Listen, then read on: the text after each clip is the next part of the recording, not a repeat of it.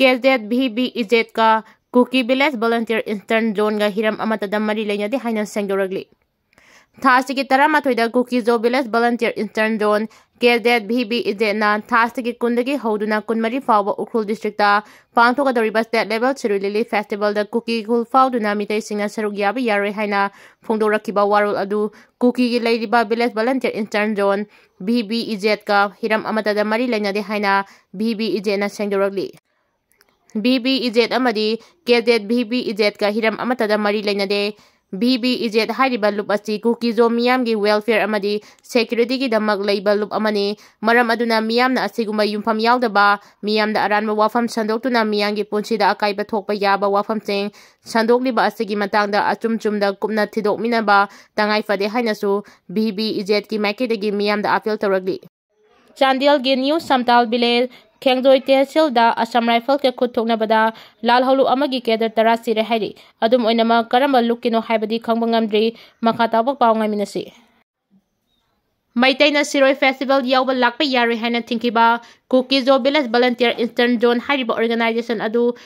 Manipur Police na inquiry tawbada leiramdre masiguma oida padaba paudel asi thaja bigan amasung festival asibu yawba lakpa sengidamang matik saba security government na pigani haina hairi Lengang semagi matangda BJP ki MLA singa wari sanaba suklai daite party president ki wanoma sulaite haina MLA ke ranjina phongdoragli kumda lesingani kunithoi ki February amasung March tangkak ani thongna pangthokiba taranithoi suba Manipur Legislative Assembly ki mikhol matungdagi lingkhatkiba Manipur lengak adugi tare suba Assembly session February tara lesingani kunmanga dagi pangthoknaba thaurang pumnamak loisilaba matungda Home Minister Amit Shah na Biren Bu Chief Minister ki famdagi February 9 lesingani kunmanga gi nungthilda resign tawhankraba matung thase ki tara humdoidagi Manipur da thamlakliba president rule gi lengak haudik thaum henjilakpaga iroinana lengak semningba MLA singna khoren masa pangkhatnaduna honaraglabra haibagi wahang chungthoragle wahang asiga iroinana numit kharani gi mamangdagi hauraduna print amasung electronic media da assembly gi member manga khaktamak leiriba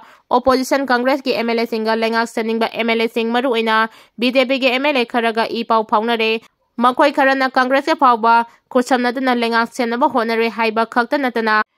MLA manga leiriba Congress Party ki President K Mega Chandra gi mahuta hanagi Chief Minister amasung Congress Legislature Party ki leader Okram Ibobina mahut sinduna oiragani haibana chingba wafam sing phongdongnaragli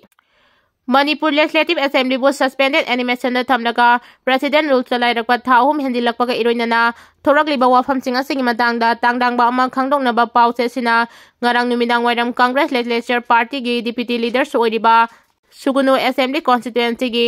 MLA Kangu Dam Ranjit ka anirak hana wari sanaduna hanglubada mahakna hai print amasung electronic media kharada phongdongnaragliba amasung social media da post tawragliba wafam singasi amata chumde Congress ki MLA singa lengak seningba BJP ki MLA singa gi marakta wari watai sanaba chuklai leite hauji state asigi oiriba phibam asigi matangda Congress party na kari karamba thabak lokhatkadage haibagi matangda khanarunaba ngarang CLP gi leader Okram Ibobi AICC gi member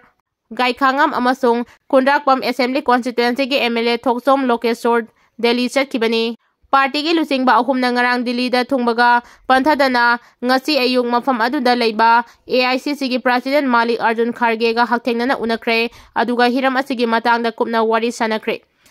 ngarang ayupung taramathoi tarakpada Manipur ki Congress Party ki lusingba ahunga party ki National President ga unakibani Delhi ki khongchat asida Congress ki MLA manga loinamak chatpa chunate Party President K Mega Chandra Khangabo Assembly Constituency ki MLA Surya Kumar Okram amasung aihak isamak chate maramasina Manipur President rule gi mahuta anobo lengak ama sengani hairiba amasung semningba singa Congress ka hiram amata da pau phangna balaite Congress Party ki maikidagi President rule laklaga sahi ani handilaglaba lan asigi warasin puraktuna tangdu leitaba amasung mahusagi phibam handilaglagani haina thajurabani adubu President rule gi lengak aside February 9 da Home Minister Amit Shah na resign tawhankiba Manipur lengak aduga Congress Party aduga kari amata khenaba leite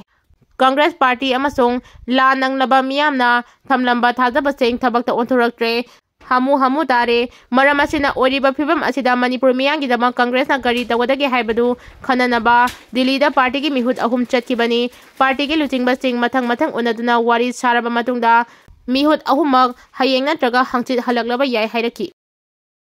separate administration tanba Kukizo MLA Singga Suda Leiba Laloba Singi Lusingba Singa Guhati Dangasi Mipham Pangthokadawri Manipur Legislative Assembly gi member oirabasu May 3 kulhumdoidagi Kukizo terrorist singna maitaida atamnana tamthiraba lan chatharaglaba matungda Home Minister Amit Shah amadi Prime Minister Narendra Modi na puna khudek piba aiba chirol sing thengkhai naina pisinduna Manipur dagi separate administration pigedabani haibagi demand tawragliba Kukizo Puruki MLA sing amasung Manipur amadi union lengaka suspension of operation chugi yanaba thamlagliba purup asigi lalhaulu singi mihu singagi oiba Mipham ama ngasi Guwahati gi mafam amada pangthokani haina Guwahati da base tawba NE live na phongdorakre Paugi agency asina phongdorakpada wafam singi manungda ngasi Kukizo gi MLA sing amasung purup asigi suda leba group singi mihu singagi pangthokadawriba Mipham asina Manipur da haudik chanaragliba president rule gi lengak asigi mahuta miyangi anauba lengak ama leihanabagi wafam puthoktuna khanabaga loinana Kukizo gi makedagi lan asi haurakpadagi tanduna lagliba separate administration gi demand singi matangdasu khanagani haidi adum oinama ngasi pangthokani haidiba Mipham asida purup asigi MLA taragi manungda kana saruk yagani haibagi sabsaba wafam phongdoktribaga loinana su group singi makedagina karang lalhaulup singi mihu sing yagadagi haibadu khangba ngamdri adubu Guwahati gi Mipham asigi maoinana kangpokbida Kukizo singi CSO singi oiba Mipham ama pangthoktuna ngasigi Miphamda pangthoktuna khanagadaba wafam sing khandokre haidi Hanagi CM na Govindaji Temple manungda quality yauduna tharamani haiba paper blocking phakaikre Manipur India khakta natana malengi mafang kayagi miyoi sing lai khurumba laknariba konung mamangda leiba Sri Govindaji Temple manungi lambida thariba paper blocking ningthina quality yauna tharamde haibadagi lai khurumba lagliba miyoi sina chathok chachin tawbada yamna khudongchadaba oire haiduna mari leinaba singda yengchinbinaba haijakrabasu ngasi fawba thabakta onthoraktabadagi Govindaji Temple board ki section officer Manohar Mayumbari Sharma yauna temple asigi loisang pumbada saruk yaduna thariba paper blocking ngarang phakaikre